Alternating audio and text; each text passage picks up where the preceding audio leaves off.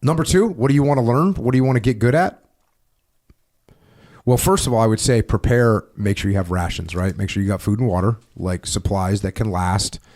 And then that also would include like hunting and farming supplies so you can last for an extended period of time.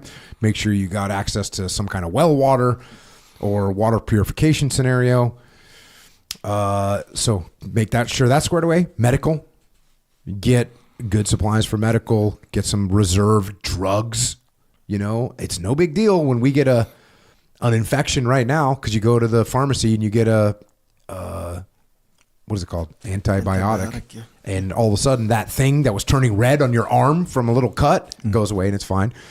If you don't have that, you could lose your freaking arm. So make sure you have a good supply of kind of common drugs that might be needed, and then get some basic trauma training, which you can get. You can find that online. You can find it on YouTube. You can find books, because trauma care has changed a lot in the last 20 years, 25 years, since we were at war for so long, and we had really good advancements in technology and education, understanding, stop the bleeding, all those things. So that's a medical thing. Weapons, of course, get weapons. And I'm not sure about what the laws are in Poland, but get weapons, get rifles, some kind of battle rifles where you can utilize those. Try and get common ones that you can use with common ammunition. Don't get some random weird caliber weapon that only uses some specialized ammunition. No, get the most common one you can get. In America, that's like a 308, right? Or a 5.56, I guess, is probably the most common thing. Just get the most common type of ammunition, get the weapons, and then get some spare parts and get some tools so you can work on those things. And then learn get your basic weapons training, get your marksmanship, get your battle drills, and just train to be a good shot. I would go into and look at some basic kind of sabotage and insurgency tactics, right? Just simple sabotage, breaking things, target analysis, improvised demolitions. So you can kind of learn how we can stop a tank, how we can mess up the generator that the enemy's using, how we can mess up their supply system, like all those things. This episode is also brought to us by 8 Sleep. 8 Sleep makes smart mattress covers with cooling, heating, and sleep tracking capacity. I've spoken many times before in this podcast about the fact that sleep is the foundation of mental health, physical health, and performance. Now, a key component of getting a great night's sleep is that in order to fall and stay deeply asleep, your body temperature actually has to drop by about 1 to 3 degrees. And in order to wake up feeling refreshed and energized, your body temperature actually has to increase by about 1 to 3 degrees.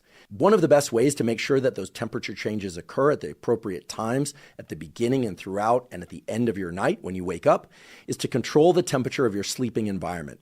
And that's what 8 Sleep allows you to do. It allows you to program the temperature of your mattress and sleeping environment such that you fall and stay deeply asleep easily and wake up each morning feeling incredibly refreshed and energized. I've been sleeping on an 8 Sleep mattress cover for almost 3 years now, and it has dramatically improved the quality of my sleep. If you'd like to try 8 Sleep, you can go to 8sleep.com/Huberman to get $150 off their Pod 3 mattress cover. 8 Sleep currently ships in the USA, Canada, UK, select countries in the EU, and Australia. Again, that's 8sleep.com/Huberman. And now for my discussion with David Goggins. David Goggins, welcome. My man.